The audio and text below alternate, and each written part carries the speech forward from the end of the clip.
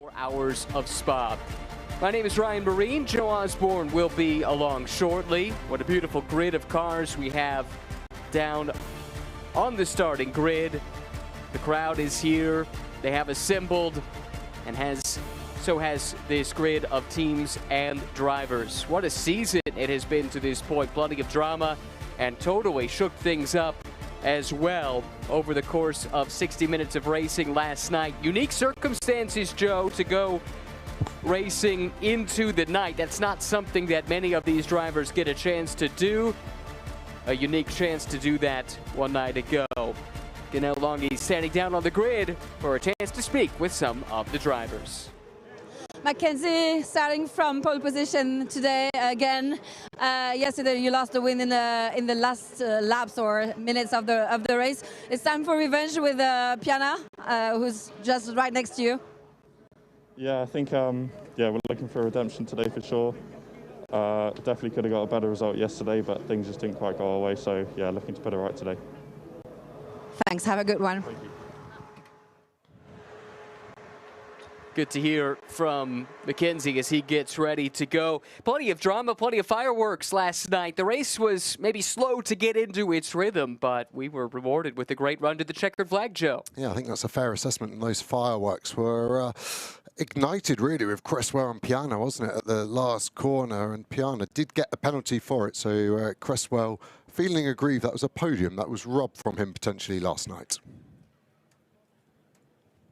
Even more of the protagonists standing by to chat with us, and Alex is standing by now with Gregory Gilvert. Greg, you and Paul, you performed what I would call a masterclass in strategy, and it really paid off. How much confidence does that give you into today's race? Yeah, to be honest, we need to score points. We missed some points from the two first races, so now we need to focus to the title. So yeah, I need to do my best, Paul too, and yeah, we need to build now our championship because we are here. When you look around, who's in front of you, what do you feel Paul can do into that first corner?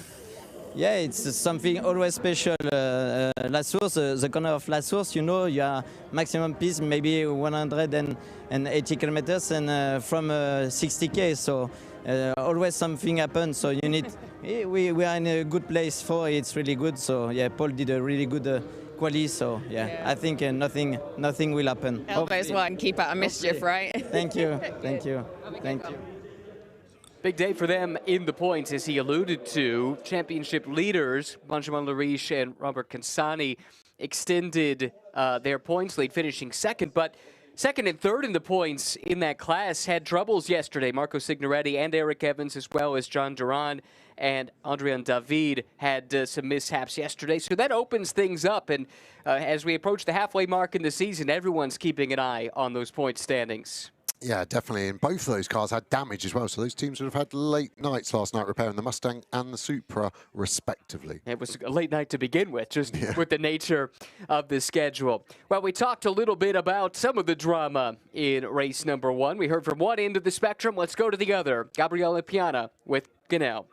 Gabriele starting from first row. It seems that you're going to be fighting again with your friend from McLaren, number 78, as you did yesterday. It's not my friend. I don't know him. I never met him. Yeah, it looks like it will be like that. I'm a bit disappointed from yesterday. I think that was not the right call from race control. But it's in the past. We cannot fix it. So we focus on this race, and I will do my best. Hopefully it stays clean, and maybe today we can finally celebrate. Have a good race. Thank you. Gabriele Piana has been outspoken for the last 24 hours, 12 hours, whatever it's been since race number one. He did not agree with that penalty, but he's quite right. Whether or not you agree with it, you have to abide by it and put it behind you. Yeah, great question from Ganel there. I think the friendship part was because of the contact they had. So, yeah, and Piana not agreeing with race control, and at the time I would side with him. It was a penalty given. I thought it was a racing incident, but that 10 seconds took that win away from them that they had on the road effectively. Chance to hear from some more friends down on the grid. Everyone friendly on this grid, of course. And Alex is down with our next interviewee. Steph, you boys had such a tricky day yesterday. Talk us through it. What happened? Yeah, I had a problem with the alternator cable because we have a...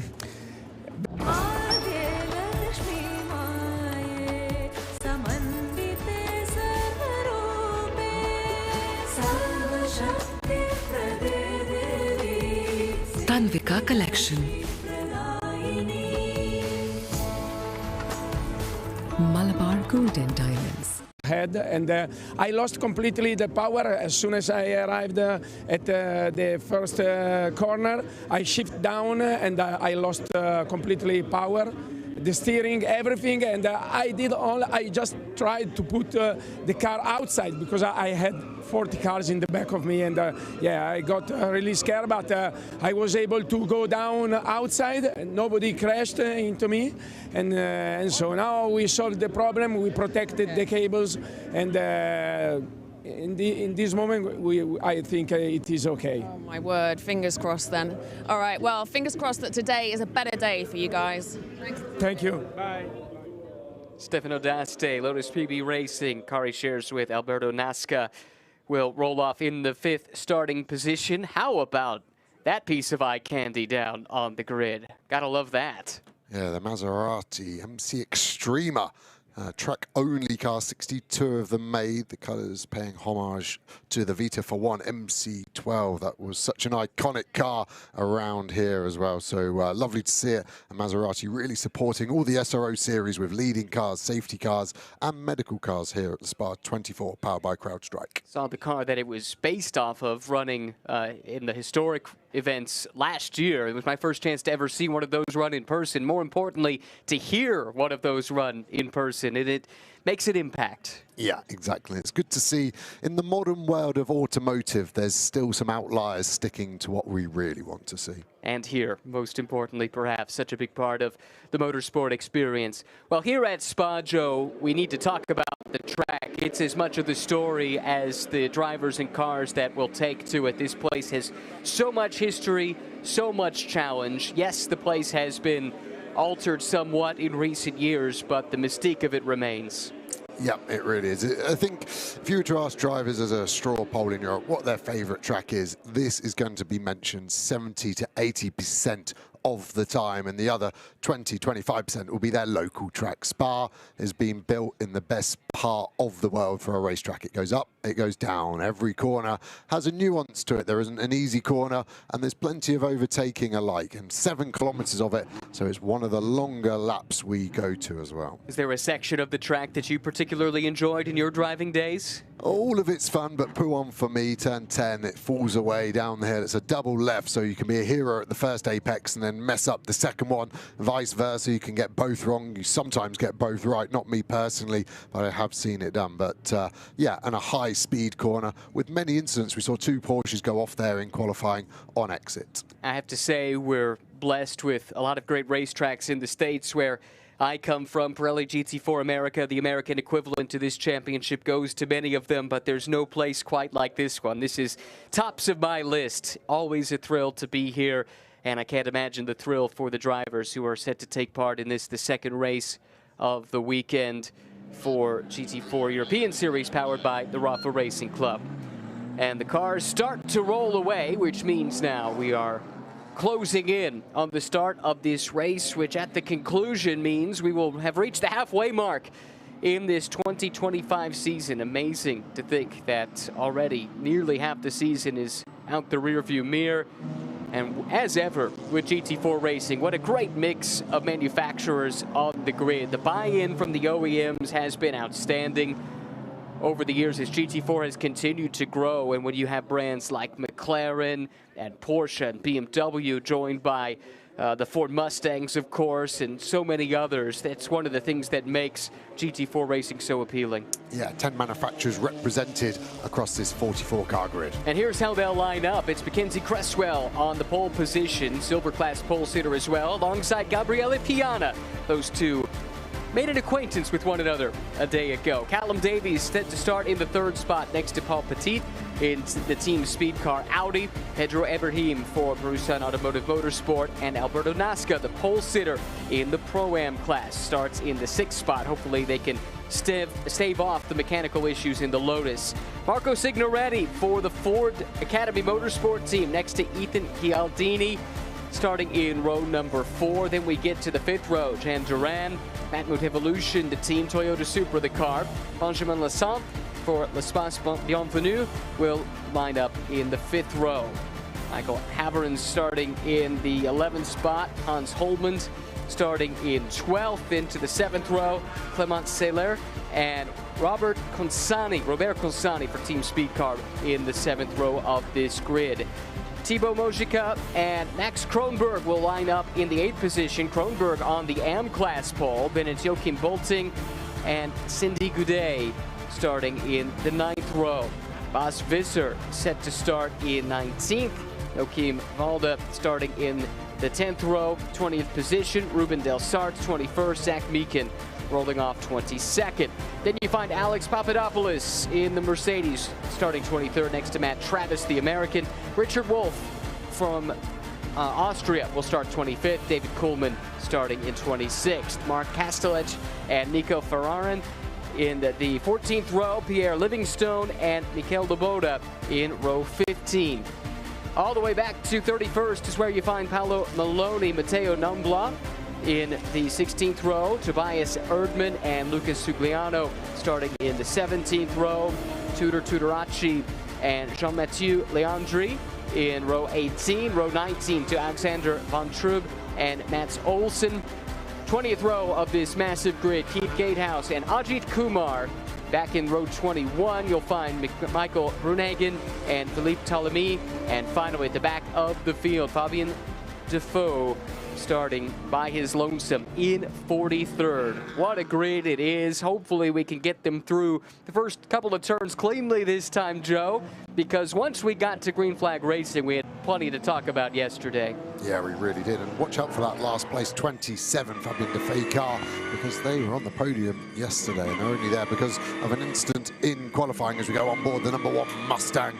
We talk about the V8 growl every single time we go on board, and quite rightly so. Such a good noise. You can see the front 2 cars actually jockeying there quite close together. They have to stop weaving as they leave this corner now as we go on board with Kumar. So that weaving needs to stop left to right. We actually saw a penalty in the GT2 race earlier for excessive weaving beyond that point. These are the hairy moments before the start. You're looking around, you're trying to figure out who's going to start next to you, who starts behind you. You know, by this stage in the season, the strengths and weaknesses, the tendencies of those who start around you. How much do you take that into account as you try and plan the start to the race? It's so hard to start these races with so many cars. My mindset was always, I'm going to be on the front foot, not from an aggressive to make positions, but if I am on the front foot going as fast as people around me, I can't get hit from the rear. So at least that mitigates 50% of the possible contact. And if I do make contact, at least it's my fault, and I can own up for that slightly easier. The field at a crawl behind that beautiful Maserati car that is pacing the field. Imagine I wouldn't say no, nor would many of the fans if it decided to stay out and do a couple of laps ahead of the field, but instead it peels off to the pit lane, and we close in on the start of the 6th race of the season. Here comes the field, the lights go green, and we are racing. 1 hour on the clock. It's already ticking down the run to La Source as the field starts to spread out a bit. Big move around the outside by Piana in that blue BMW, unable to get to the flank and stay there, and now Piana finds himself coming under attack. First half of the field cleanly through the hairpin. Yeah, it all looked clean through. It looked like a good start initially from the elite car. It was going to drag through that RAFA Racing Club car, which it has now side by side with the BMW. Some shortcuts being taken. That'll be hard for race control. Big contact in the background there. The speed car hit from the other Borson Automotive into the middle of the track. Oh, this is scary stuff. Oh, and it looked like there might have been more contact as well as the stricken Audi found itself in the middle of the field in a big pile up at the back of the pack. Worst case scenario, coming up the hill, unsighted and right in the middle of the field. Immediately we go red flag with less than a minute off the clock and several contending cars caught up in the melee. The unfortunate nature of Spa, high-speed corners, opening laps, tyres come up to temperatures, all cars slowing down now to 80 kilometers an hour, and they will line up back on the grid. And yeah, it was a clean start through La Source, which was impressive for 44 cars, but we saw that Audi get turned around at the top of Rouge there. And was a car that qualified nicely, 4th position. Ended up turned around, as you say, and right in the line of fire with over 30 cars still behind at that point coming through the picture. A couple of walking wounded at the back of the shot a moment ago. Saw some smoke off the back of what I believe was a Ginetta. You're right, it's the red car there, isn't it, in the mid-pack rear right, smoking there. So the cars go into parc fermé conditions under a red flag, so even though the team will want to try and repair this Ginetta, for example, they cannot touch it until the race countdown resumes. And it's a rear right puncher, isn't it? It looks like, look at that rubbing against the bodywork, slight brake fire. That's relatively common when a car stops with hot brakes. Maybe some oil, maybe just some rubber on that. The marshals there very quickly, but a relatively large amount of front end damage on that NM Racing GT4 Mercedes. Such a frustrating way to start the race, and of course, hopefully these cars do what they do best, built to protect the racing driver, but several big impacts at the start of this race. All cars, as you can see, directed by race control to stop on the grid at the start line. And you make a good point about the parc fermé conditions. One thing the team can do is take a look at the car and at least form a plan of attack, and that's what they'll try and do to maximize the repairs and minimize the time required to enact those repairs. Exactly that, the team looking on from the pit wall. The standard procedure is that it will be allowed to send one mechanic with a jump battery, the external battery, the power source, because obviously these cars are designed to be lightweight, so the battery on board isn't really designed to keep the ignition on for too long. So as a driver, you sometimes get this awkward predicament where you have to keep the car on, so you've got radio communications, but you know you're draining all the systems. Some of the cars have air conditioning, which is a huge current draw. Mr. Vikkywala, நாங்க ஒரு couple trip போனோம். அது ரொம்ப to a bare minimum. The Ginetta just about keeping up with the pack with that heavily damaged rear right tyre.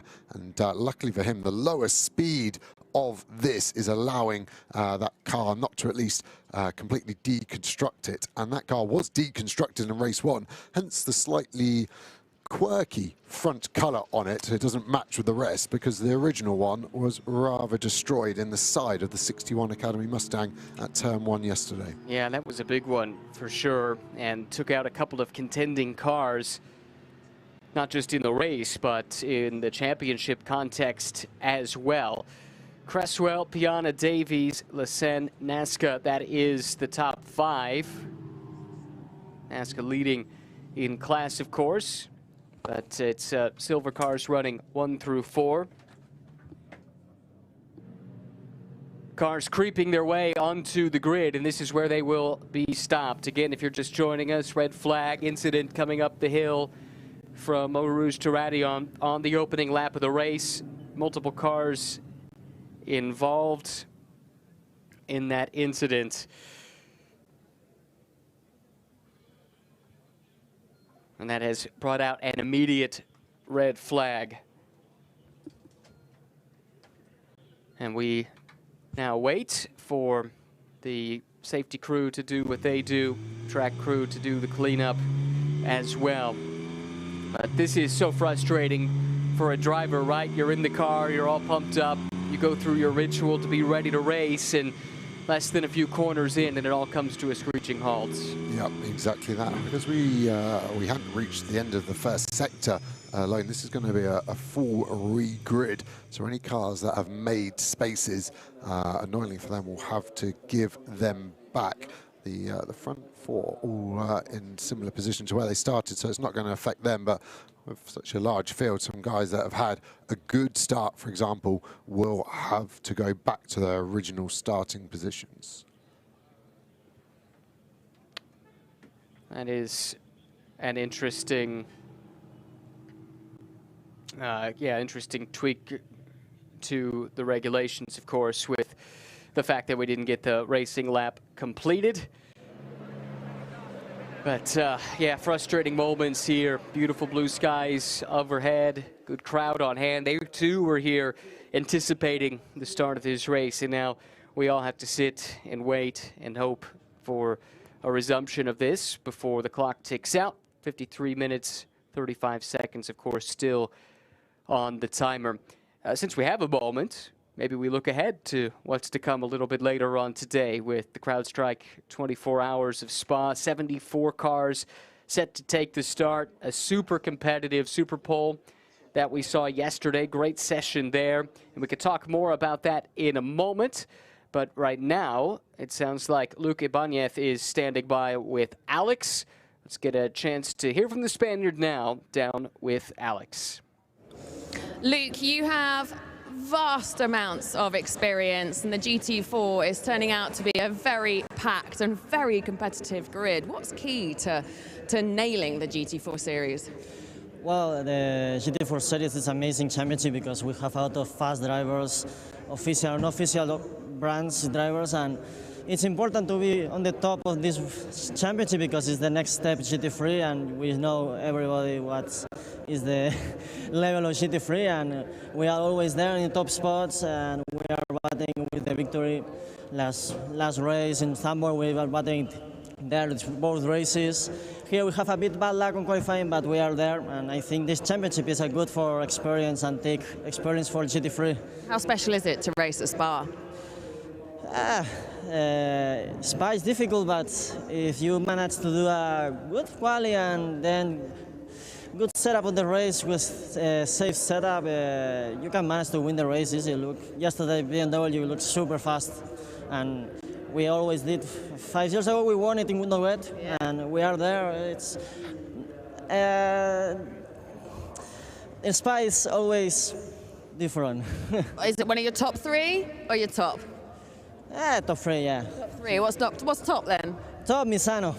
Misano's top one. Well, good. Yeah. 5 years, 5 poles, 5 wins. Misano's top one. Well, we'll be heading there soon, so that's good. Yeah, it's the next one. Yeah, good. Thank you. Thank you so much. Thank you. And good to hear from Luke Ibanez there, back once again with NM Racing Mercedes-AMG GT4, teamed with Alex Papadopoulos. Very interesting. He knew his stats at Misano right off the top of his head and was able to say, yep, that's my favorite track because of all of the success that he has had there over the course of his career. This is a look at the cleanup that is underway, and it is extensive. Just eyeballing it, you can already see at least 3 cars involved, and it sure appeared at the time that there might be more. That cleanup is ongoing. When we have more information, we'll be sure to pass it along to you.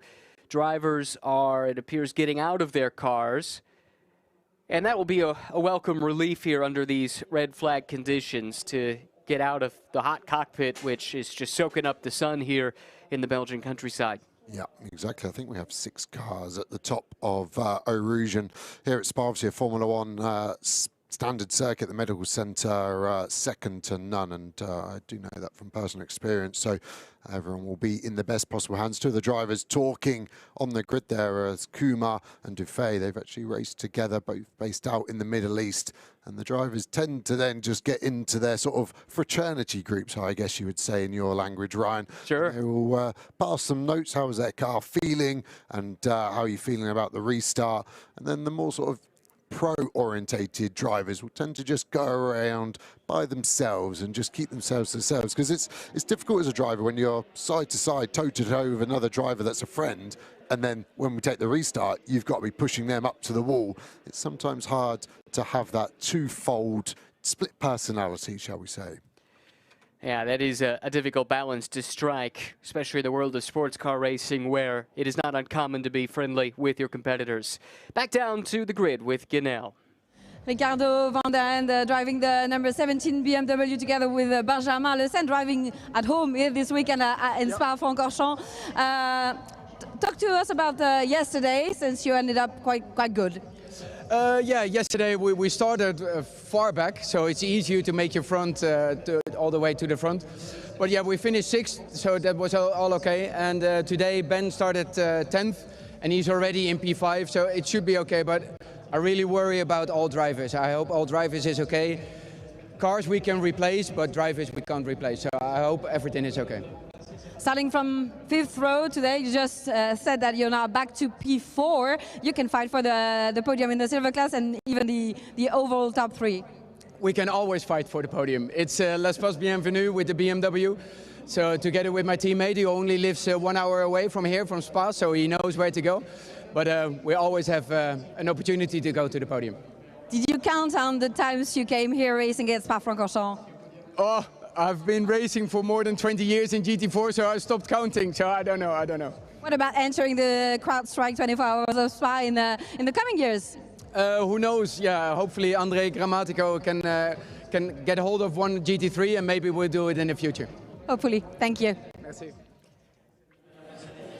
Good to hear from Ricardo, former French GT champion, silver class, about a half decade or so ago. And he made reference to his teammate, co-driver, who's in the car at the moment, Benjamin Lassagne, from just an hour or so away. Always nice to have a teammate who knows the local ways into the track, knows the best eateries, things like that. Yeah, it just makes the whole weekend much more enjoyable. And he talks about Grammatico. I remember him buying the first ever BMW GT4 car back in 2009. So what a supporter of BMW and GT4 as a concept. Yeah, for sure. Been with them and that team for quite a few years now. Another interview down with Alex. Let's go there now.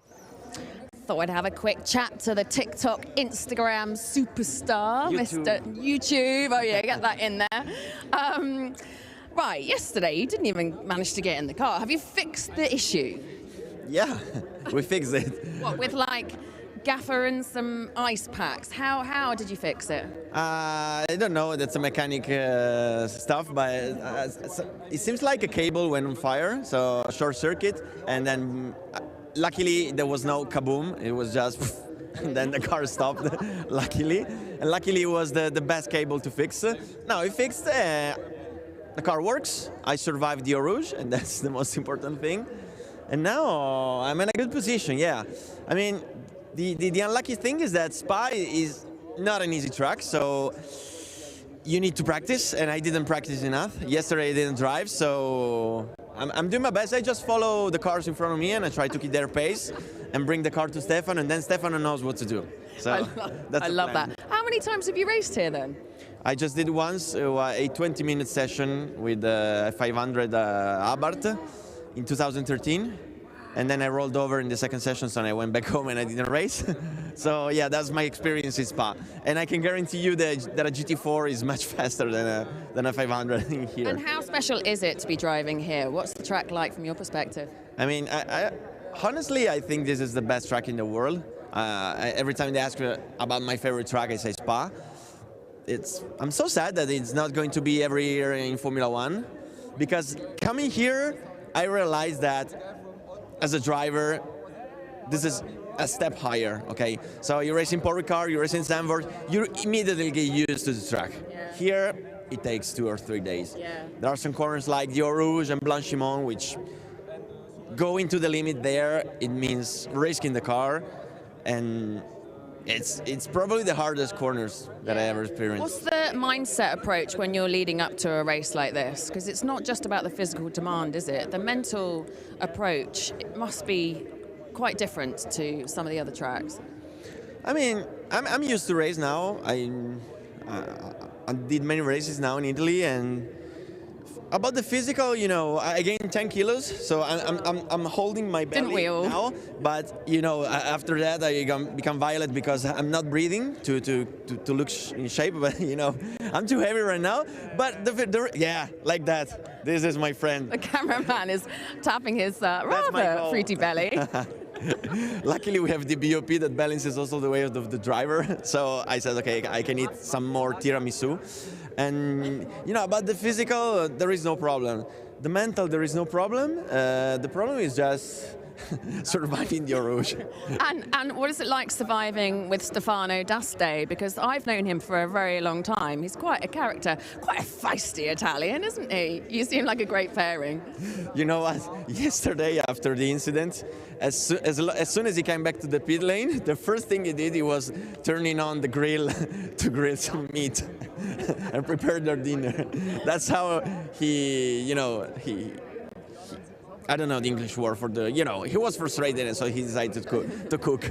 And apart from that, in the qualifying, I had the delta of his best lap in the wet conditions, and usually I'm fast in wet conditions, okay? So I was giving my everything, and I saw the delta going up and up and up, and I said, how the hell did he go that fast in qualifying?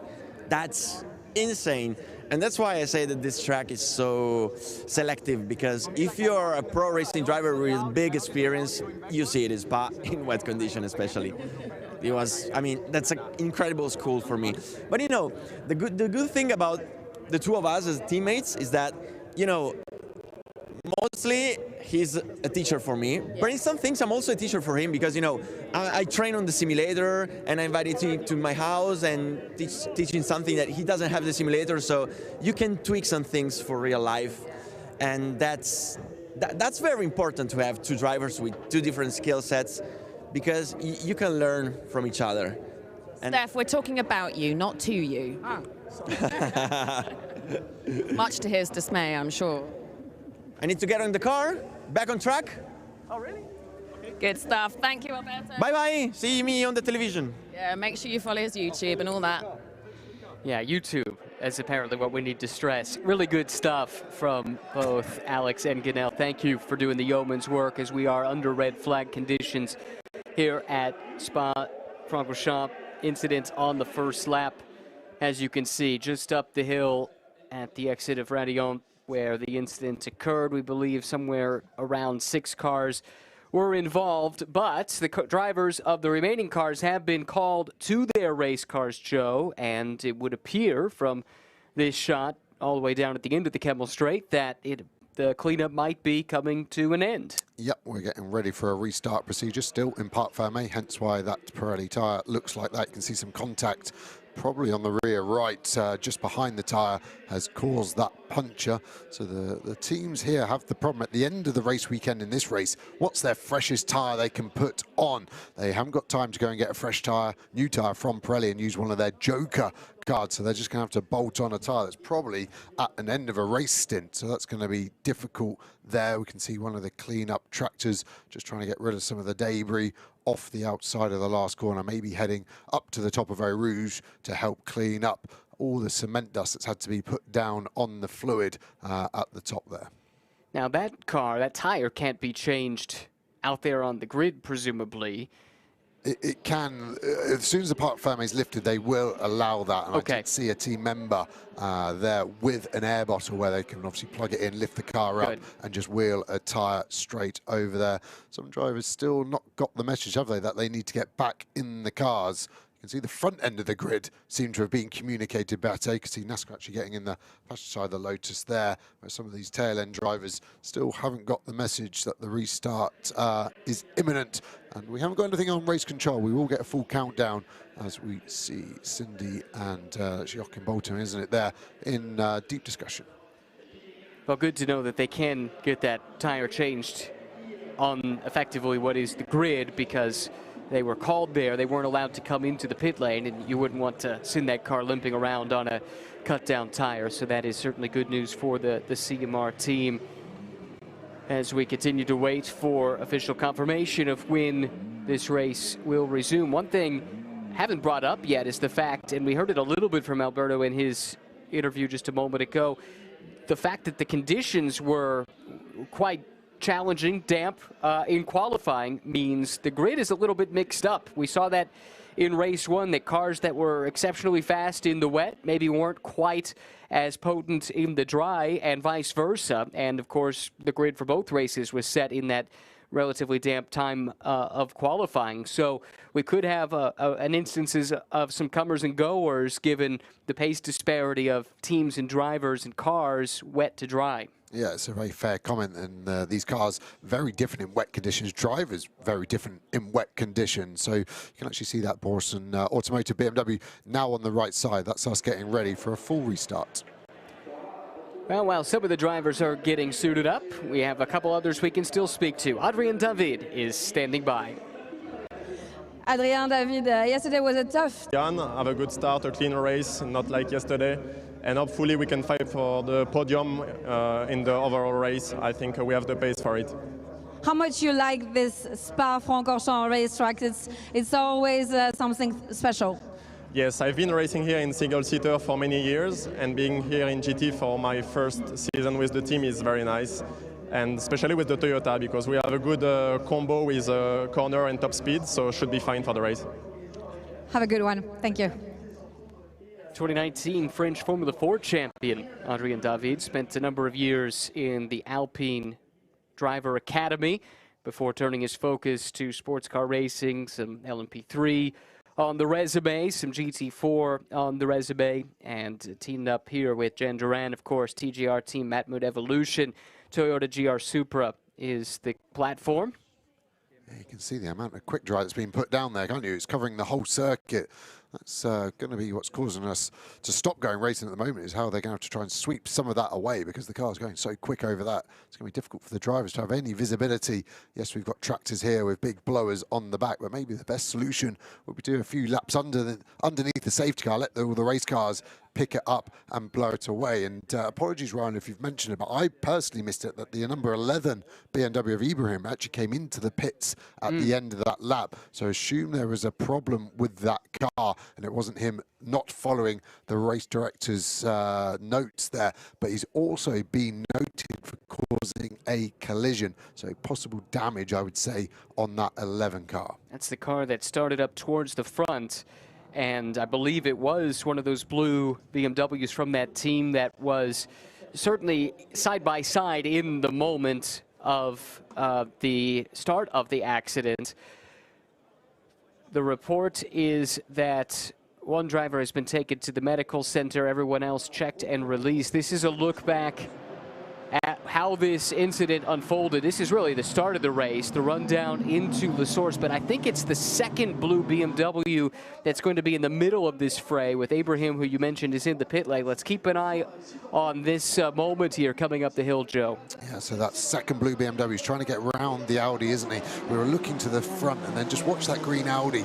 There's contact, isn't there? The 11 car just understeers into him, damages that rear left suspension, which sends him back across the track. You'll see it here, that blue BMW, bang, and it just goes light over the hill as well for the 11 car. So no intention, I'm sure, but definitely the 11 car's fault. Watch that contact, spears into the Audi. The Audi now flying across, unfortunately gets drawn back into the circuit. Cars scattering left and right, and some cars doing an amazing job, but then it concertinas up. That was the impact we saw. Then another one. So that Audi's been hit 3 times in the space of 200 meters, and yeah, 6 cars ruled out at the top of Eau Rouge, from big damage. All drivers have left the scene. One driver's gone to the medical center, is what we've been told as we go on board with the number 1 Mustang. There we can see the Lotus making it further than it did yesterday in race 1 with a throttle cable attached. We're behind another Mustang here of the Academy. They're 3 wide, Supra, BMW, Mustang. Look at the power of the Mustang now, has to lift up. Look as high as you can see, that blue BMW next to the Audi. It was contact in the middle. Was that a front right puncture maybe for the BMW? And that's why he couldn't turn left. I'm purely speculating. Look at the Audi come across, and then it was another 8, 9 cars got past, and then unfortunately the next bunch did not.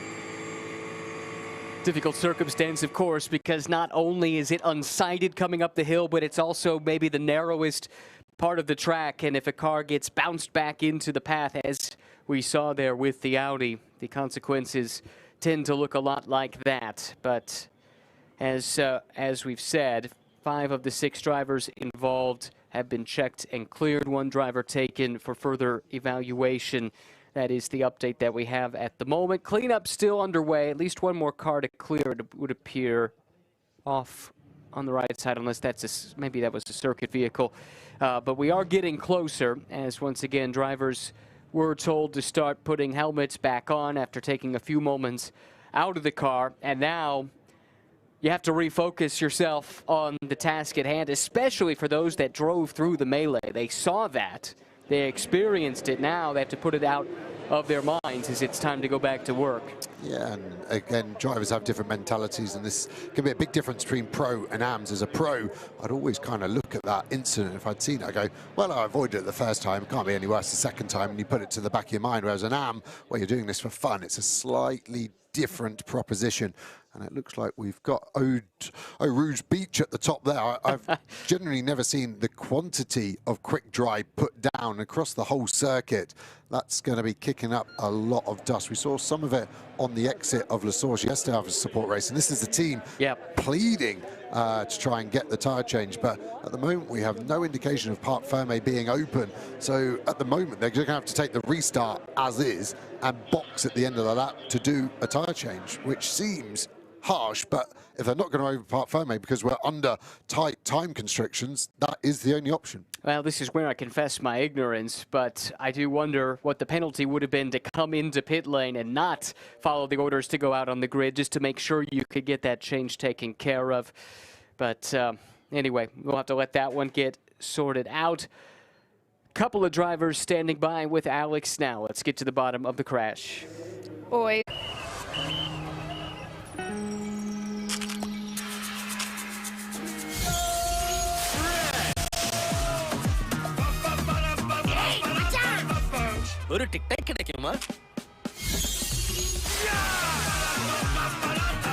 Tic Tac Fresh Vibe Refresh. Yeah, happy to see in one part Paul. In the middle of that, former runner-up in the silver class in the 24-hour race here a handful of years ago, 2021, and very much a pinball for a good chunk of that accident. Yeah, what an illustration of roller coaster of emotion in motorsport. Spoke to them on the grid, and quite obviously different emotions and quite quickly changed there. But there's a lot of love between those teammates, and that helps on and off track in all fairness.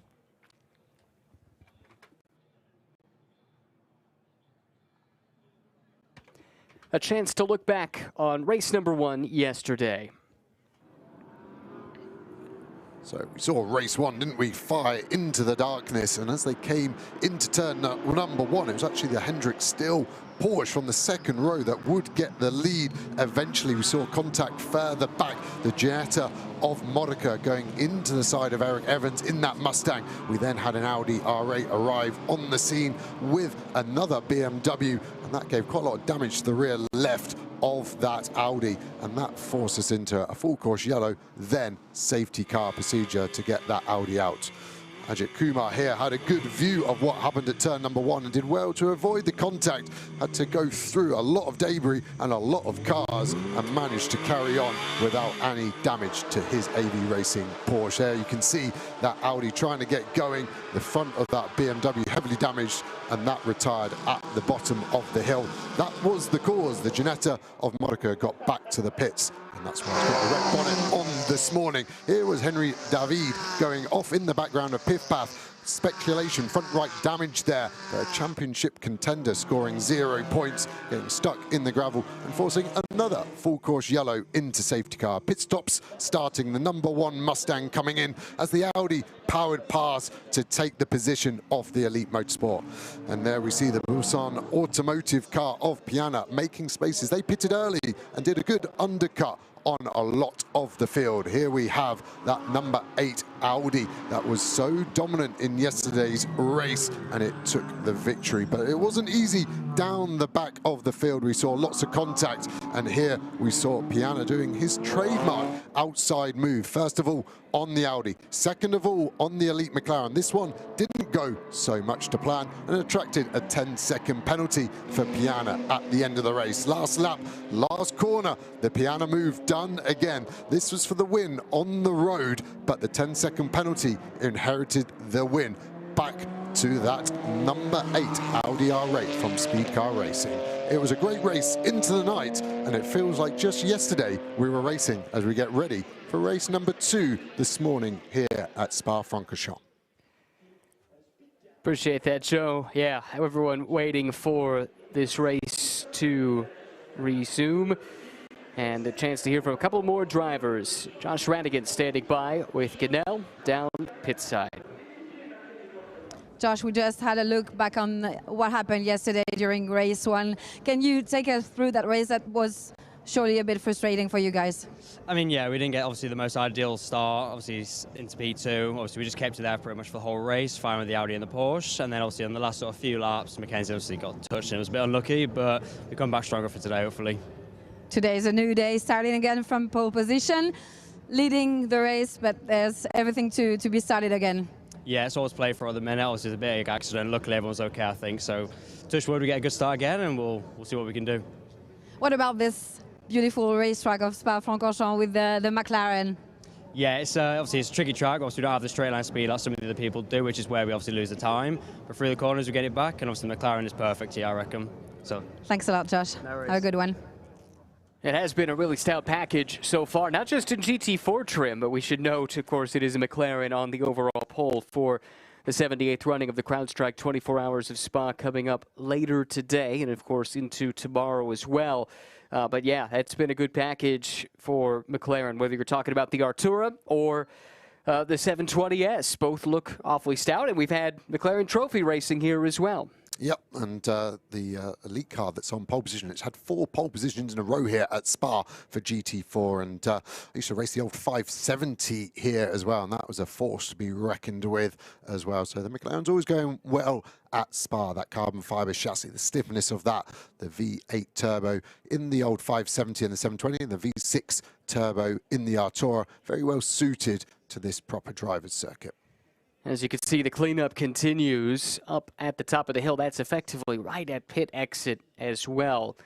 There at the exit of Radion. Drivers hesitant to fully commit to getting in the cars. They've got the helmets on, but many of them are standing by waiting until the time comes when they absolutely must climb aboard. These race cars, when moving, the airflow is good and the cooling, therefore, is manageable, but sitting still, even if it's not a super hot day today here in Belgium, you really don't want to be sitting baking in those cockpits if you can avoid it, and that's what most of the drivers seem to be trying to do right now.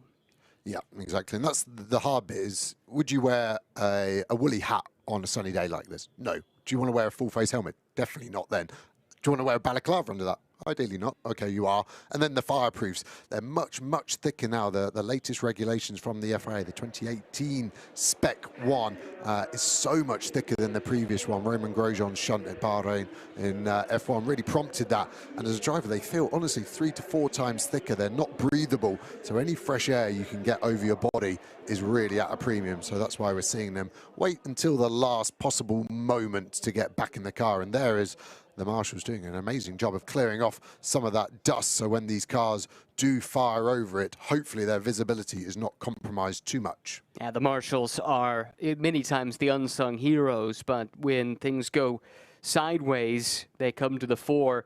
Great job with the cleanup, great job by the safety crew as well. And to come to a circuit like this one as a driver, Joe, you mentioned it earlier, you know the facilities are totally up to standard. You know the staff has been trained to deal with any situation. Does that give you just that extra level of confidence going into any kind of scary moment?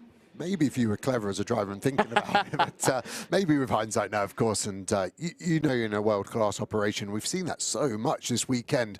Actually praised them yesterday rarely for the speed of recovery, and it allows us to get so much more racing. You can see the amount of assets the circuit owned just at the top of Eau Rouge to be able to effectively clean this up, and that's why it's a world-class facility. For example, I have no idea what that orange machine is in the middle. It almost looks like a lawnmower, but I assume it's a sweeper of some form. And yeah, the circuits invest heavily because SRO in turn invests heavily in them. So it's a great partnership between the championship organisers and these circuits. If you're just joining us, we've not completed a single racing lap on lap 1 just after the green was displayed up the hill from Eau Rouge to Radion. An incident involving 6 cars brought out an immediate red flag, stoppage of the race as a consequence. 5 drivers checked and cleared, 1 transported to medical for further evaluation. but early indications are positive, and that is the most important news. I heard from Paul Petit a little bit earlier, who was very much in the middle of it, a little bit shaken up, as you might imagine, but able to speak with us, which we very much appreciate. And we're now just waiting for the cleanup to conclude, and it looks like we are getting closer then, as the little orange sweeper has been joined by a much bigger tractor with a blowing device to hopefully clear off all of the quick dry, which was needed in abundance. So many of those cars involved, dropping fluid significantly all over the course of all over the track, and consequently that needs to be attended to before the race can resume.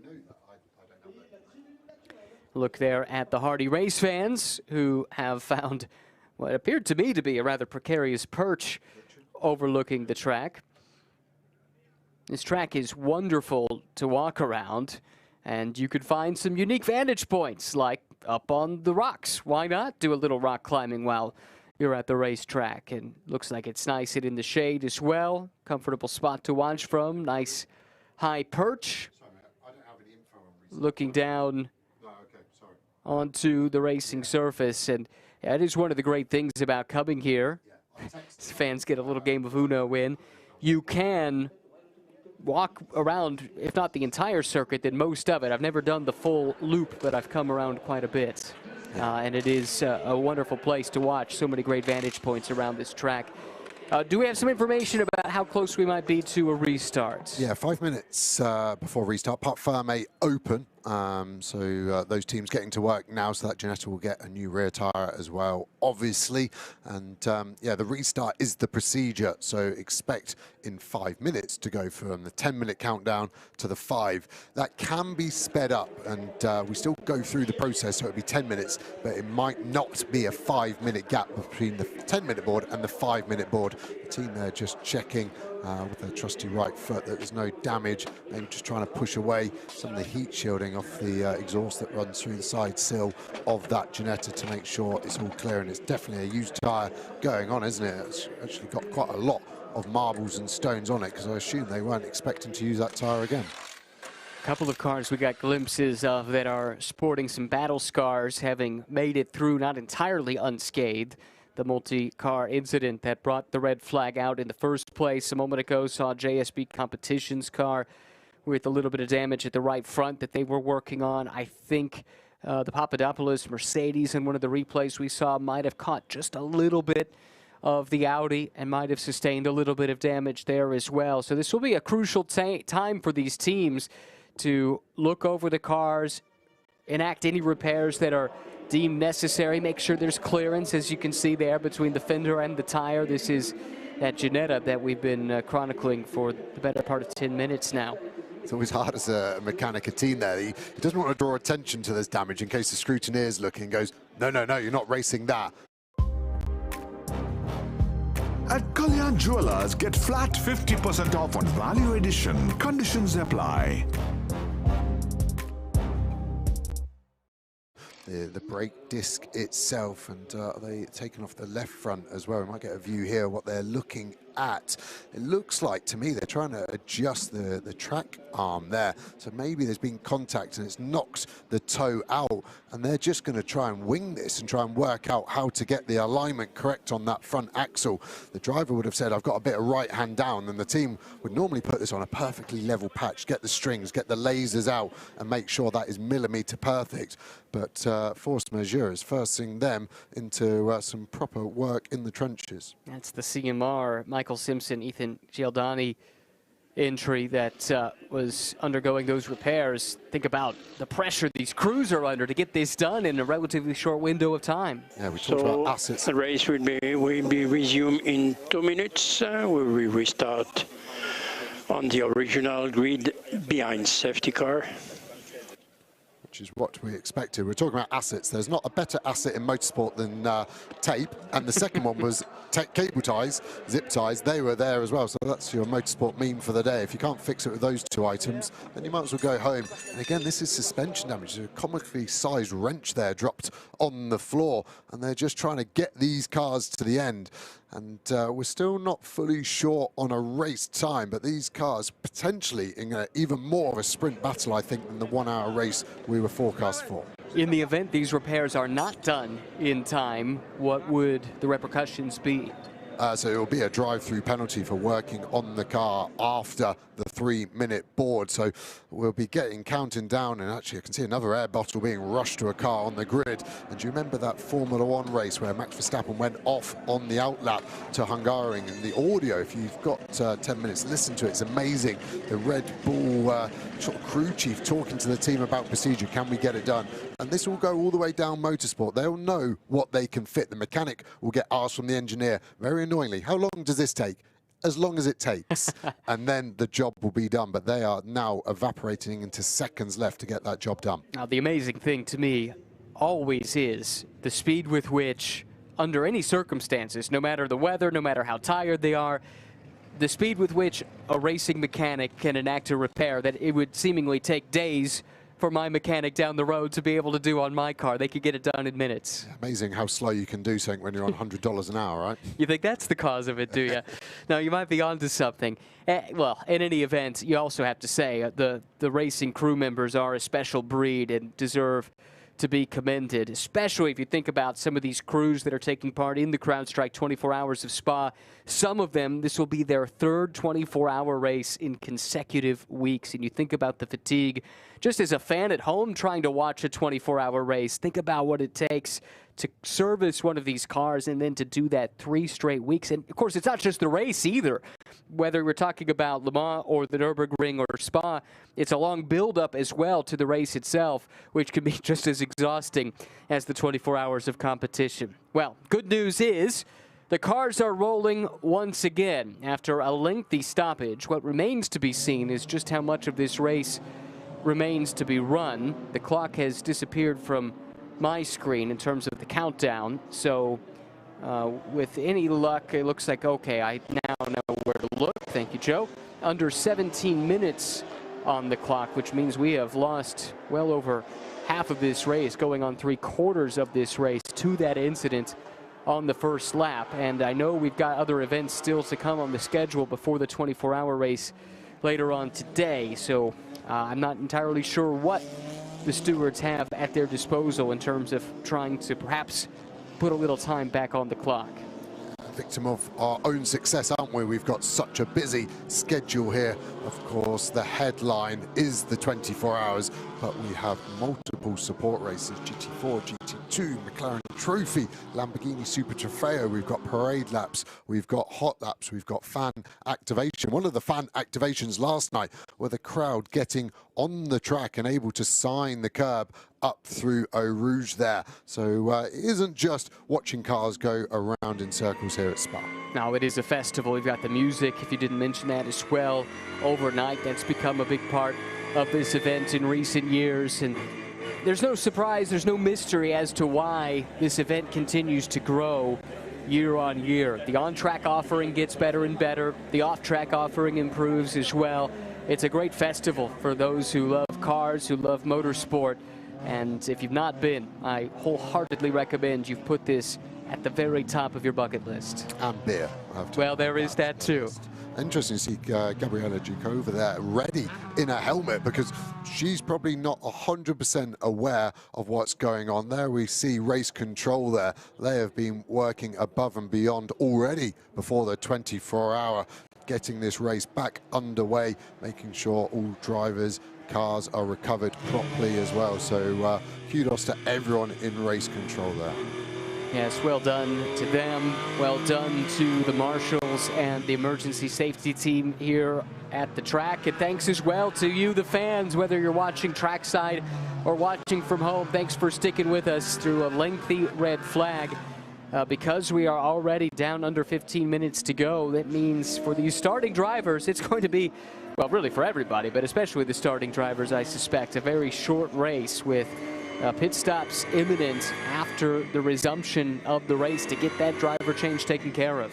Yeah, well, obviously, without stating the obvious, we're under safety car at the moment as well, and at the moment, the safety car is still out. I haven't seen safety car in yet, so potentially expect another lap after this. And the cars need this because the tyres obviously would have been fully cold again, so they're working these back up to temperature, and they will probably need that extra safety car lap after these ones, and that's why we're seeing the drivers weaving so hard left to right. And because it is a safety car restart, they're not going to go 2 by 2 over the start line when we do go back to green. It will be a single file start. One question I have for you, normally I'm doing the Pirelli GT4 America race, which has similar regulations, but irritatingly are just a little bit different, as it does seem like we have been able to add a little bit of time to the clock now. As you can see, 28 minutes, 24 seconds. So that has added about 10 minutes or a little bit more to the remaining time in this race. And that's fantastic news for the drivers.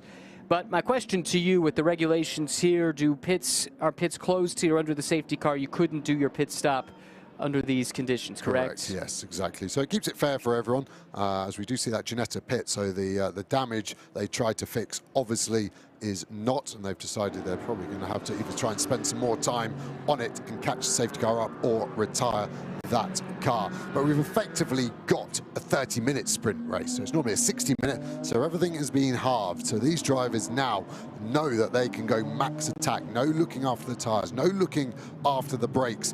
My fear with that is that drivers now know they've got less time to make up positions, so their risk versus reward ratio goes out of the window, and that's already a trouble with some of these drivers. That's true. What seems like an hour ago, we were talking about the fact that the grid was set in qualifying under wet conditions, which meant there were a lot of fast cars in the dry that are starting further back. And so for them, there is that extra incentive to try and make up ground as quickly as possible now with limited time in which to do it. Good news is safety car will be in this lap. Just got to look at the Texan, Jason Hart, suited and booted. He's getting ready to go to replace Matt Travis, 2 Texas drivers for a New Orleans-based team, and I have no doubt if they have a good weekend here, they'll head back to the Lone Star State of Texas and celebrate with a Lone Star Steakhouse steak. Got that to look forward to. You can see Mike Simpson in the background there, Motorsport Director of Ginetta, podium finisher yesterday as well, and yeah, looking pretty for long. Shame for him after a mega result yesterday for that car. Yeah, it's amazing, right? On these doubleheader weekends, if it goes poorly for you in race 1, the good news is you get to do it again the next day. The bad news is if it goes well for you in day 1, then you have to try and find a way to repeat the magic in day 2, which makes it all the more special when you do. But it's tough when you have a great race 1, but nothing to speak of in race 2, and you kind of leave the weekend, even if you had a win earlier in the weekend, feeling a little bit down, because the most recent race is the one that leaves the taste in your mouth. Yeah, you're totally right. Goldfish memory for most racing drivers. They only remember the last lap or the last race, and yeah, that will be tough. As we see the pack starting to bunch up now, accelerate braking. The safety car lights should be extinguished at turn number 14 in 3 corners time, and then we're going to go back to racing. And another beautiful example of the Maserati MC20 there as well. Drivers limbering up, getting ready for their second stint. They could be getting in roughly about 7.5 minutes. The pit window will open. Now, because of the lengthy red flag and then subsequent safety car period, we haven't had much green flag time, and mostly because of the red flag, the pit window has shifted. We'll let you know when we're approaching it, but right now a couple of minutes away at least. Lights off on the safety car, and very soon, if it hasn't already, it should start to pull ahead and leave the field under the controls of Cresswell in the McLaren coming to the restart. Now keep in mind, Cresswell and Piana had coming together at the tail end of the race yesterday. Gabriele was quite clear on the grid. We are not friends. We are not even acquaintances, but they're ready to renew this rivalry that appears to be brewing here one more time as we close in on the restart. Funnily enough, that's what my wife says about me as well. And Cresswell has gone already. He's gone early. He's caught the back of it. And it looked like to me he was then backing off, but Piana on the flashes already. Relatively early start, and that spaced this field out. Here they come through that final chicane and on to the pit straight. One of the two pit straights, I suppose, here. But the beginning of the pits. The new pits, and the green is out once again. Good getaway for the McLaren. BMW in hot pursuit, but it's in the middle of a couple of McLarens. Big move is further back. This is for 10th place, and the position does change hands with Consani going by Sailor.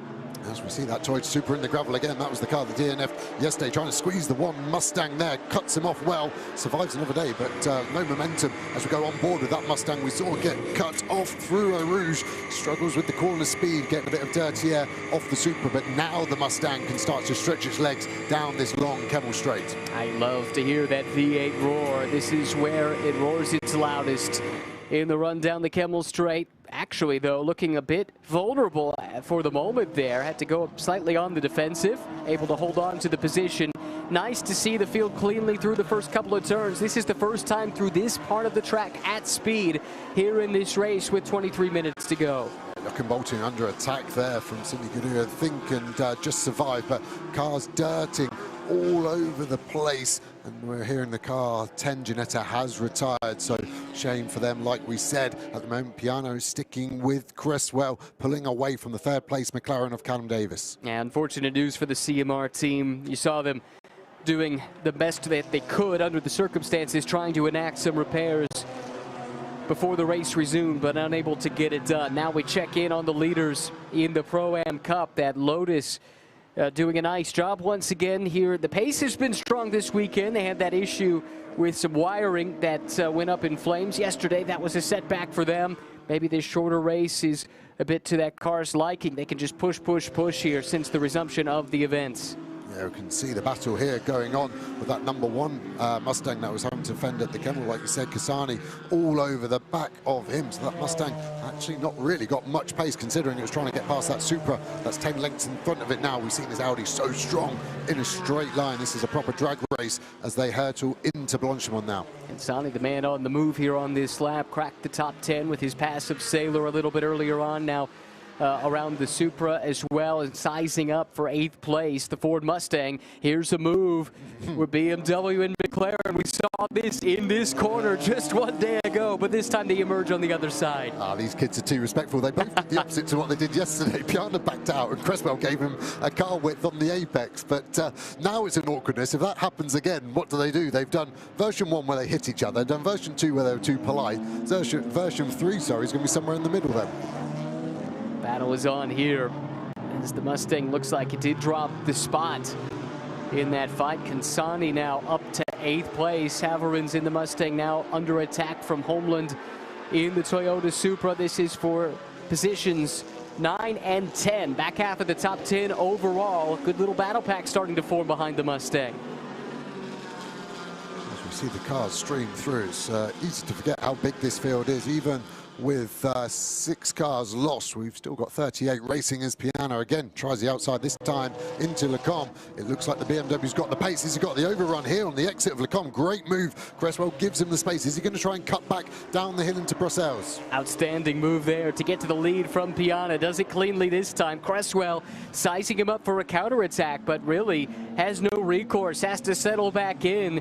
Put the BMW to the 4, shuffle the McLaren back into the 2nd spot, and now Piana will look to try and disappear, build as much of a gap as he can before turning that car over as we have entered the pit window. Exactly, pit window already open, so I expect Piana to go long because he's got the most amount of space in front. Any cars here held up, potentially looking to box Kasani in that Audi now all over back of the Supra there, sort of Duran, isn't it? He's looking to the inside. The Lotus in close pursuit as well. That car has lost a few positions this lap. That was actually in front of the Toyota at the start of this lap. So Nasaka starting to lose a couple of positions, but still easily leading the Pro-Am class. Read my mind. That's the crucial thing. Still out in front in class. It's the green number plate that indicates on the timing and scoring pylon that it is a Pro-Am class car, but now that Consani is through, that has brought Holmland and Moika up to the back of NASCAR, at least starting to close in. This battle here now starting to rage a little bit with Duran and Kansani starting to duel. Yeah, great move down the inside. That's the power of the Audi. Its strength there. It's lost a headlight, hasn't it? It's not lighting up on the left. No problem in these daylight races, of course. And we see Callum Davis the first to box, and Nasaka as well. Expect most of the Pro-Ams to box because they can get their pros in. I just saw Bolting as well getting in there, and he will be handing over to Hendrick still. Crucial moments here. We saw strategy play a big part in race 1 of the weekend yesterday. The undercut was effective. In this case, really not much mystery to this for those Pro-Am cars. They're going to want to put their stout driver in, their more experienced driver in at the soonest possible opportunity, and that is now with under 19 minutes to go in what has become a truncated 60-minute sprint. Truncated in terms of green flag time, actually longer in terms of the time elapsed from start to finish. And now the crew's going to work as the driver changes are underway.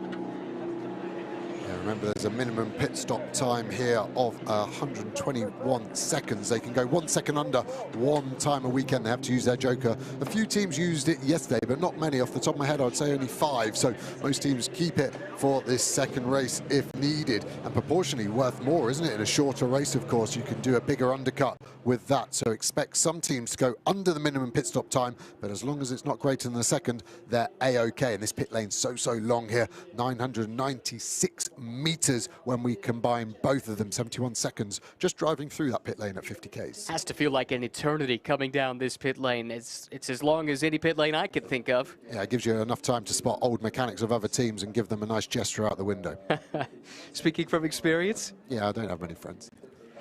Fiona leads. Notice Ayurchita, Shetty, Patels and Patels. Haritari right in Aya. And Kansani, the man on the move. Brake pressure as well. And Travis jumps out, Jason Hart in the NOLA Sport car. Davies, though, the first to leave the pit lane. Looks like pretty good pit work there from that squad. Yeah, the RAFA Racing squad now. We've got Charlie Hart.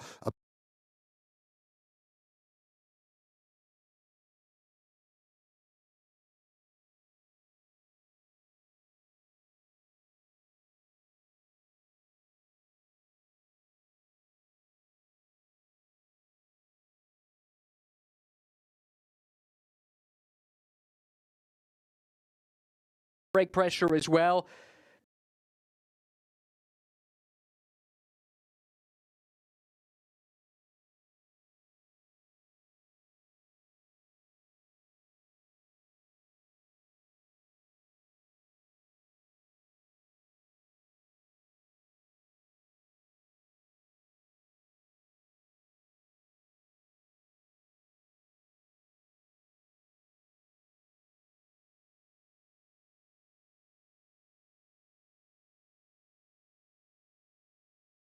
With Piana well now after that over pace of Piana. I thought he would pull away, but Cresswell obviously seems to be getting up to speed, or the elite car is getting up to speed at the same time. Yeah, I agree with you. Cresswell was overtaken somewhat easily, frankly, by Piana, but subsequently has been able to get into a nice rhythm and is keeping the BMW driver honest. And now the goal is just to stay as tight as possible, and hopefully in the last run to the checkers, once the driver change occurs, they're in a position to fight for the win. Yeah, just looking at the pit stop times at the moment, Abanya's car, the 15 NM Racing Mercedes, is the only car that's gone under its pit line time by 1/10 of a second, but that will attract a penalty. So just keep an eye on that. The teams have to be as well drilled as they can. They don't want to lose any time, but as soon as you go under, it wasn't worth the risk. Oh, and the penalty is harsh. It's a drive-through penalty, which again, with the length of this pit lane here, is incredibly punitive. It's a little different than how things are done in the US GT4 Championship, where you have a little wiggle room to play with. If you're under a second under there, then it's a time penalty multiplied by the fraction of a second that you were under, but not here. And again, with the nature of this track, the nature of this pit lane, that makes this a calculation you need to get right when you're releasing the car. Yeah, hugely so. There's obviously all the driver aids we talk about, but the teams do use GPS systems, like I've said before, to help with that. And there's normally like 2 or 3 methods as a foolproof there, as we see Charlie Hart really pushing on. And that's what he needs to do. This is what we saw Piana do well in race 1 yesterday. He boxed early and got more laps to get the undercut. The elite car servicing the 81 car. That isn't an elite car, that is a RAFA Racing car that was written off, and they've used an elite car, and the elite team are now running it to add to some confusion. Yep, but good to see the 2 McLaren teams helping one another out. You never know when the shoe can be on the other foot. So as much as they are competitors on the track, there is a level of camaraderie there. This will be interesting to see how the 2 strategies start to blend together. BMW releases off the pit speed limiter, now Ford does, and here comes that McLaren already at speed, roaring up the hill. It will easily clear the Mustang. Where does it cycle in behind the BMW, however? I like that from Hart. He's just done a track limit. What's the point in doing a track limit by an inch? Do it by whatever your metrics are in the States, but do it by 10 meters, and you carry that speed all the way down the straight. That's a smart move, underhand, but I like it. A foot, a yard, take your pick. I think we stole them from you, actually, but you've left us to take the imperial measurement system, and now I have to try and make sense of it when I come over here. Here we go, the next wave of pit callers coming in. This crucial moment, and it includes the race leader, Piana, Cresswell, Signoretti, Duran, Saylor, Kronberg, Del Sart all in. It looks like Consani has stayed out, so they'll run that to the last possible moment in this strategy. And with that does come some risk, however. If you have an incident or whatever on track, you have a spin or something causes you to have to slow down and you miss that pit window, that is on you. That's the risk that you take. Yep, exactly that. There's a few rolling the dice on that one, but you might as well, when you're outside the top 3, in my opinion, go for it. And this is Charlie Hart now on the aggressive. This is for potential race lead if the undercut pit stop 1 strategy works out. So that's why he's so aggressive on the rear of this BMW in front of him. Van der Ende in the BMW, heard from him during that red flag earlier. He said he's been coming to this place for 20 years, so he's got plenty of track knowledge, and he'll need all of it as he comes under attack. Meanwhile, just now, Cresswell has arrived in his pit box. Yeah, he's handing over there. We're going to get a great visual because they're right at the end of pit exit. So as we look down from Eau Rouge, we will see that Van der Ende car at the moment in front of the Charlie Hart McLaren, and that will be for the race lead as Rastikin gets ready to go. Quick tyre pressures, like you said, you're allowed to bleed down. There's a minimum tyre pressure, 1.4 bar, but the teams won't be getting anywhere near that now. There's some serious temperature in, but this is tight, isn't it? Remember that minimum pit stop time. You can't do it as quickly as you want. That McLaren could be crossing the pit lane in the next 6 to 7 seconds, though, so should be released, but the Borson car is still in front, so this is going to be the race lead, and it looks like the overcut strategy is the one, because Van der Ende fighting with Hart, they're going to be 7 or 8 seconds behind by the time everyone's up to speed. Well, and the fact these two are scrapping amongst themselves, that's not helping them at all in terms of trying to run down the leaders of the race, which should cycle back to this pairing here. BMW still ahead of McLaren after the pit stops with a change of drivers in both. We'll keep a close eye on this as they run to the end of the Kemmel Straight. Burke Besler trying to hang on to that spot. Here we go, Hart around the outside now, gets to the flank once again of Van der Ende. He has the preferred lane, but the McLaren is able to get to the what becomes the inside line, then cuts the corner, wisely gives that spot back. Knew that one wouldn't stick in the steward's room, so he lifted out of it. He will be careful though, because that Toyota and Mustang behind have only just left the pits as well, so they will be pushing on hard with new drivers. It's the #1 Mustang going well. We go back on board. It's just listening in. Love this engine and all the noise from the gearbox. Fired a load of gravel into the rad over the windscreen as we dive downhill. It's a small break here into Bourne. This is the corner I was talking to you, Ryan, about, that my favourite. 2 corners for the price of 1. There's our first apex. Full throttle now, but the car wants to exit stage right, and then you get a small break as you come under the gantry here. Hit the brakes into Piff Paff. Looked like Hart there in front was trying to go round the outside of Van der Ende. They're still battling. This is going to become a 5-car battle at the moment, and we're at one bookend of it. Consani in the pits from the lead. They were able to make it in well within that window, so that's the good news there. That was the car that has been on the move since the restart. Didn't have track position, so elected to gamble a bit with the overcut strategy, and we'll see how it plays out. They were, I think, 5th place overall at the beginning of this pit sequence.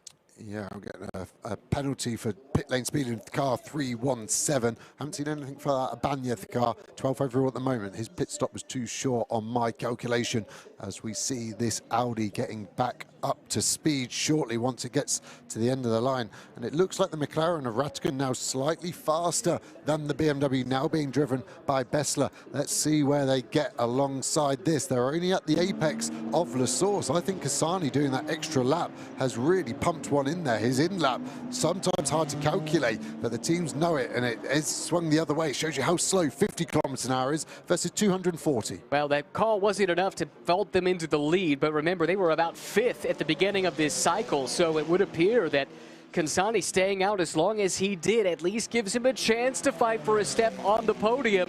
This is the battle that we need to watch here. BMW, Van der Ende coming in, as is Hart. These two still scrapping it out. They've done each other no favors when it comes to trying to combat the overcut. Hart's going to be frustrated. We heard on the grid, didn't we, from Rattigan, the McLaren's got no straight line speed, so faster in the corner, that's great. Very hard to overtake in a corner. At the end of the straight is where it's easy, and that's where the BMW seems to have the surplus of pace at the moment. Closing in on that Audi, just out of the pits for the final step of the podium. Good battle, breaking out a little bit farther behind as well. Here's the leader in Pro-Am. What a bounce back it would be for the Lotus PB Racing team after the disappointment. Can't even call it a mechanical issue, really. Electrical issue, electrical fire that knocked them out of the race yesterday. Yeah, tough for that Lotus team as well, but at the moment, all going well. We've got all the class leaders together, haven't we? There's 2nd place, the Toyota. There's 3rd place, the Porsche of Hendrik Still now. He led the race yesterday, didn't he? He was very quick, 3rd on the grid yesterday, so expect him to be quick, but that Lotus can be seriously quick over a single lap as well. So this battle's going to rage on with less than 8 minutes remaining now. Happens fast when you have a lengthy red flag. Not much time to go racing, but once we got going, it's been good. His Hart lets that car drift out to the very edge of the track, puts the left sides into the gravel, kicks up some dust as he sets off in pursuit once again of Van der Ende, who is relying on all that experience that he has here at this racetrack. Yeah, the first two really have checked out, haven't they? It's going to be a 6-7 second gap by the time we get the updated timings after everyone has finally done their pit stops there. And both look like they're catching the Audi though, so the Audi getting caught by the BMW, which is is holding up the McLaren. The Toyota's caught. The Mustang struggling to stay with that Toyota at the moment of David, I think, though. And that's Eric Evans, the young American British GT4 champ, doing his best to hang in that fight, but currently down in the 7th spot. Wow, someone just went wide up and over the curb. Battle further back in the pack. This is our AM class leader, very much in the mix of this contretemps. Not where you want to be, especially if you're mixing it up with other cars, although I'm not sure that is the case. Yeah, we've got a bunch of AM class cars, front runners, all mixed in together, with Niskanen is the one interloper in the Mercedes from a different class. Yeah, it's a bit of a copy and paste battle, isn't it? A BMW holding up a McLaren, but the McLaren no way round, and this is for first place. Remember, there's no love lost between these two. Contact yesterday, robbing both of them of potentially a race win, so they will both want to be on the top step of this podium as the clock ticks away seriously quickly, it feels like, doesn't it? Yeah, that does. This race, once it got going, has flown by. We've had that pit window right in the middle as Bessler drops a wheel there on exit, kicks up some dust. Could that be a sign of some emerging vulnerability? We shall see. Right now, Rattigan just doing his best to hang tight, hang in that slipstream, and look for a moment of weakness that he can exploit, but it hasn't appeared yet. No, it hasn't. Track limit warning-wise, it's 2 for the BMW, 3 for this yellow Elite McLaren. Once they get to the 6th, they will attract a penalty. So they're okay at the moment, but this is where the top drivers know how many they've used, and they don't use them up for no reason. They're like, oh, that's at the top of a Lecombe. That car's coming quickly and sideways. Reminds me of that Lewis Hamilton off when he went off in his McLaren F1. Wasn't a huge impact with the barrier that we saw. It's going to be a local yellow for now, but let's keep an eye out for a full course yellow. Again, the drivers will be warned of that, and they will be maybe pushing even harder because they will be worried if it goes to full course yellow, that will be the end of the race. Yep, there you see it. Sector 2 for now, at least, covered by the local yellow. That will take away a potential passing zone there as well, if that's still covered by the local yellow at the top of the hill into the Kemmel Straight. For now, coming around to complete another lap, it's Berke Bessler now. The car Gabriele Piana started with some unfinished business, although I suppose both of these cars and their drivers could say the same thing. Both contended for a win yesterday. Neither were in a position at the end of 60 minutes to get one. Bessler, though, leads by half a second. Then you've got to drop back quite a ways to find Lariche now, who's taken over that third-place Audi and has fallen into the clutches of Van der Ende now. Yeah, it's the 88 car that was off at the top of Lecombe, the Mercedes of Sorokin that he shares with American Keith Gatehouse, lovely American guy, and the car's still there at the moment. Yellow flag out, but still just this local, so they won't be overtake into this next section. You can see quite a lot of debris as well. Was it maybe a punch or a blowout or contact? But there is definitely a lot of detritus over the track there. Bits of carbon fiber, bits of gravel, all mixed together there, and not super far off of the racing line either. That makes that a dangerous proposition to try and make a pass if you go offline there. There's a lunge just a moment ago. Awfully close, but again, McLaren denied by BMW. Yep, exactly that. It's a common theme, isn't it? And I know the frustration of driving a McLaren. It's very quick in the corner, but not quick at the straight. And it's the complete opposite of what you want as a driver. But that Audi getting caught, again, I think that's got the straight line performance over the BMW. So at the moment, I think it's hard for all of these cars to overtake. So what do? They flash their headlights. It's the only thing you can do in your hour of need. As of yet, it's yet to yield any results, but that hasn't stopped anyone since the headlight flasher was first brought into play. This is what happened. That explains all the debris, and then this is the bit that we caught, just the car flashing through, debris flashing up into the screen as well. And the Mercedes definitely got the worst end of that coming together. And then this is down at the chicane. 427 spinning up the rear wheels and going around. Yeah, that damage you can see is from getting hit at the top of Lecombe. So he's had a very eventful lap, that 427 Audi, and just looked like the Mercedes of Sorokin was just unexpecting the braking point to be that early, and he flew off at a rate of knots. So that car is out of the race, and expect the same for that Audi 427. Yellow flag cleared from the middle sector. That's great news. We can run hopefully unobstructed here for the final 2.5 minutes. Bessler's lead has grown. It's now up to 0.8 of a second over Radigan. Lariche has drifted back into this battle. At least it looked that way. Now he finds himself with a little breathing room, and it's Van der Ende again under attack from Hart. Final lap, I thought it would be race control pop up. They crossed the line with 5 seconds too short to squeeze another one after that. So all the drivers again will be told from the teams, this is your last lap. This is your last chance. You're only seeing each corner. What's more, was there contact there as the Mustang in front did seem to get on the throttle. The #1 car here trying to out-drag the 61 Mustang. They could be completely different setups run by different cars, but they're running at a similar pace. Let's listen to a lift.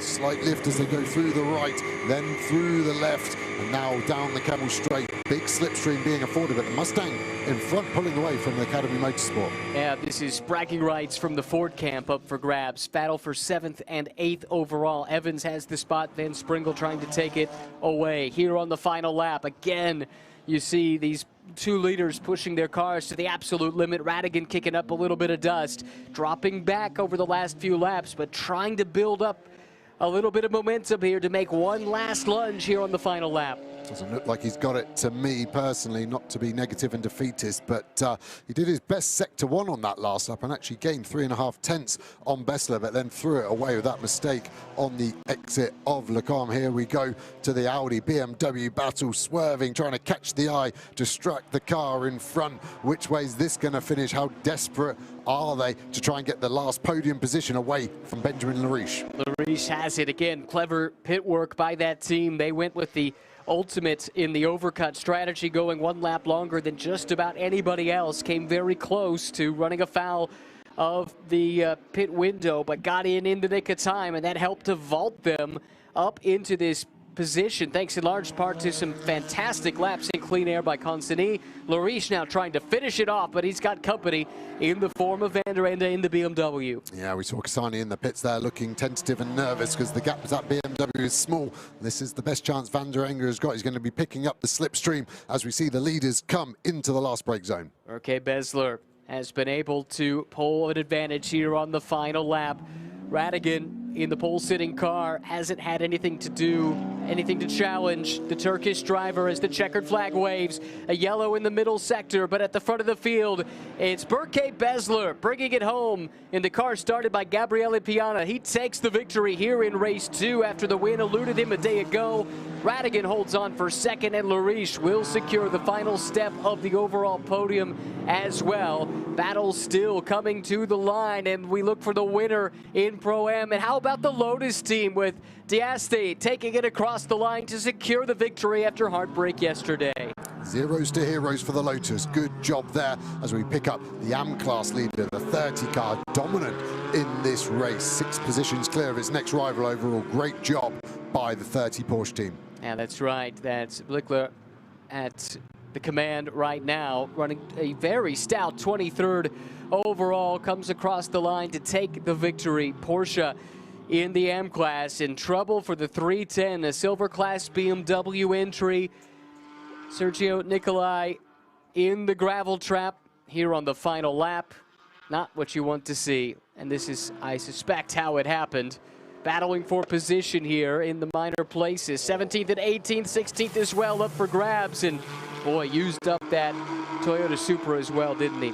Yeah, we saw that battle raging 5 laps ago. I was amazed they were still on track when we cut to it then, but outbroke himself there in the BMW, and I'd imagine broke something on the front suspension, hence why he couldn't get out, and quite rudely assaulted that Toyota. No fault of the Toyota, in my opinion. Just too late on the brakes, and congratulations to our race winners there. What a bunch of characters they all are everywhere they go. Richard Bradley there on the left, former British driver, winner of the Le Mans 24 Hours too. A fantastic effort from the team. Great bounce back as well for Besler and Piana, what might have been yesterday. Gabriele was pretty open and frank, talking about the penalty that was assessed, a 10-second penalty that cost them the win that they had on the road. He said he didn't agree with it, but he was going to have to deal with it, and they dealt with it today. Yep, exactly. It's another 0 to hero, and it's Turkish delight for that too. And fantastic as well, the move that he put on the leading McLaren to take the advantage. Great story here as well with Nasca and Diaste to take the victory for the Lotus.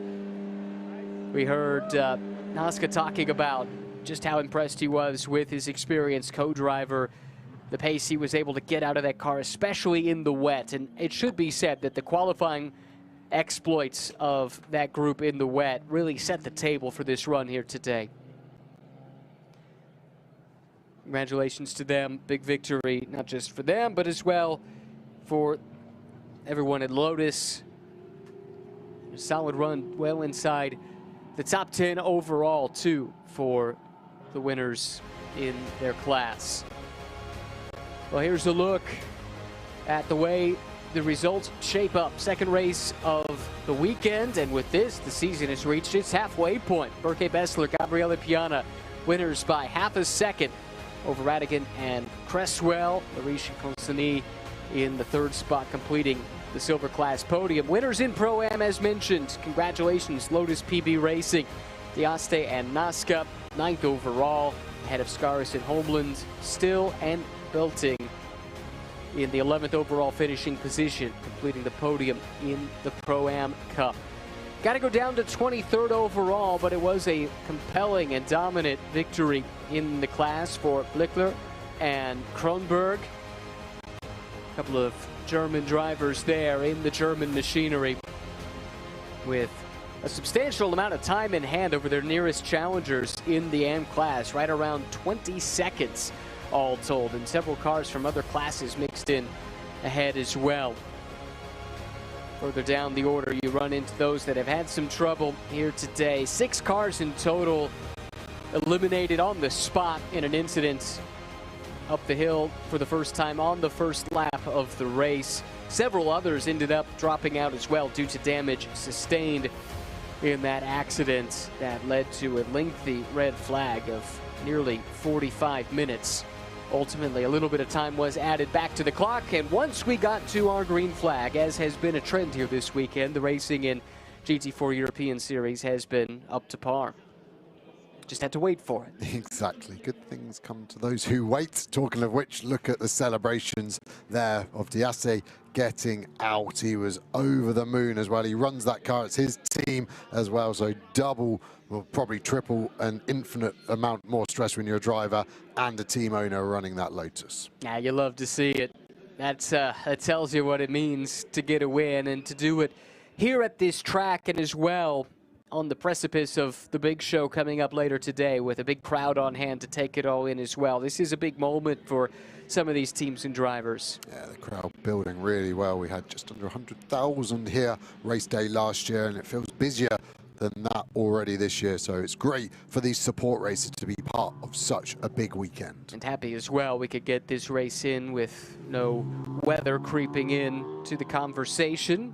We'll see if that holds for the 24 hours or not, but plenty to celebrate for the fans that are here already. And they've been rewarded with a great sprint to the checkered flag here at Spa for race 2 of the weekend, GT4 European Series, powered by the RAFA Racing Club. Well, 2 races of what might have been for the car that started on pole here today. Radican brought the car home, did his best to take the fight to Bessler, but really that race was won for Borussia Automotive in the opening stint. The move that Piana put on the restart to take the lead, that ultimately proved decisive. Yeah, you can see Piana there leaning in. Great job by him. Unlucky yesterday, I think, is how I'd summarize it. And a nice embrace between the two.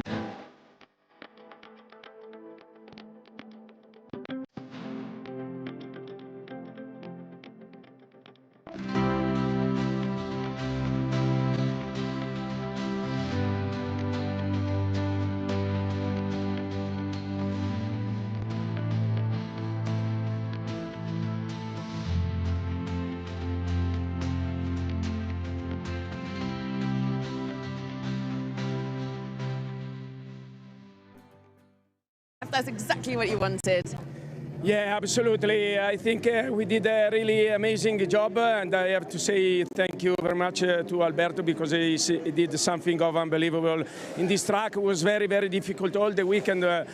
Was really, really difficult, rain and dry, and he avoided a big crash in race 1, and then he did a very great first stint. Then I got in the car, and yeah, we were in a good position, but I was faster than the 2 Ford in front of me, the Mustang in front of him, but they have an incredible engine. I couldn't overtake them, and I had the Toyota in class with us that was in the back. In the first moment, I got 2.5 seconds of advantage, but then the Mustang slowed down me a lot, and he ride back, and they said, no, I had to win it. Alberto, how special is this win? Wow, amazing, really incredible. I mean, I did what I could. I still didn't understand how to be fast in the Eau Rouge, so I was struggling. It was the only corner where I was struggling, and the Silvers were overtaking me there. And I said, okay, go. I just need to defend the leadership in Pro-Am. And then when I gave the car back to Stefano, we did the perfect pit stop. Perfect. We fixed everything, and grande. He did an incredible stint. I mean, he was flying, literally flying. That he did a great job. I just did what I had to do. He did more than he could. Great job, boys. Well done. And clear camaraderie between that two as well. That's fantastic. And we look at the adjusted points now. After the... Yes, that's pretty much. I just do what I can. I go flat out, and I attack always, and it doesn't matter to me. Like yesterday was really disappointed. I really am not happy with the decision that was made, but today we fought back, and actually today was the proof that if he leaves me space, there is no contact. So I think maybe the race director can have a look at today and tomorrow and yesterday and see where the difference lies. But all good, we won. I don't care. Dean, beautifully done. And you, I tell you what, that stint was world class. How special is it to win here in Spa? Yeah, it was really good. Like this was the race that I always want to win. Yeah. So finally I made it. Thanks to Gabi and to my team and for BMW Motorsports to make this happen. Yeah, like Gabi said, like yesterday it was a bit disappointing for us. We didn't like the decision, but at the end of the day we proved that we were quick to win the race today. But we are going to fight as hard as possible as we did yesterday in the rest of the season. Brilliantly done. What a statement. Enjoy that podium. Yeah, they could say that they don't care about that penalty yesterday, but the fact that it came up unprompted in both interviews tells a different tale. For something he didn't care about, he talked about it passionately for quite a while, didn't he? But he left us on that, I don't care. Look at the deflection, that rear tyre. You can see the energy involved. I love these slow-mos wherever we get to watch them. Got another winning pairing to hear from now. It's the M class with Alex. Max, Daniel, this is turning out to be a very, very good pairing. Yeah, definitely. It was a pretty good weekend, and today we had a great starting position, P17 overall. I mean, it would be great if the race was a bit longer with the red flag, but still, I had fun out there, and I think Daniel brought it home. And now we close the gap in the championship, so it's... That was a very calm, very neat drive. Yeah, thank you. It's I took it over from Max. I mean, today was even more chaos than yesterday. You couldn't expect that, but yeah, actually it works well. I mean, me in my first GT4 season, I'm getting into the rhythm. So also in the classement, we're even now again. That was what we wanted. So perfect weekend for us, and we're looking forward to Misano now. Nailing it. What a statement. Well done, lads. Plenty for them to celebrate. Coming together at the right time at the midway point in the championship. A look back on a frantic start here to race number 2 of the weekend. It was McLaren on pole, and it would stay that way actually for the better part of an hour. Unfortunately, that was because we were under red flag conditions. Side-by-side battles coming up the hill through Radillon for the first time, and it was contact that sent Paul Petit into a spin. Back out onto the middle of the track. The first batch of cars able to avoid, but not the next. And unfortunately, that sent Paul for a wild ride. The crowd left to react. The good news, after 6 cars were eliminated in that accident, 5 drivers checked and released, 1 taken for precautionary checks with the medical staff. After a lengthy delay, we did get the race resumed, and crucially, the pit stop window moved back a couple of laps to make sure both drivers got a chance at some green flag running. Great work by the Grosjean automotive team, which took the lead on track with Gabriele Piana to retain the lead. A couple of teams electing to go with an overcut strategy that was particularly useful for the Audi that finished in the 3rd spot in the race. Contact fighting for some of the lower positions, eliminated car 88 with just a handful of laps to go, and a spin as well for car 427 out of the chicane. Plenty of battles in the pack. This was coming to the checkered flag. Final lap here, coming together between BMW and Supra. Neither would get the result that they were looking for there. At the front of the field, though, it was all BMW. Burke Bessler, Gabriele Piana atoning for miscues yesterday, taking the overall win in race 2 of the weekend.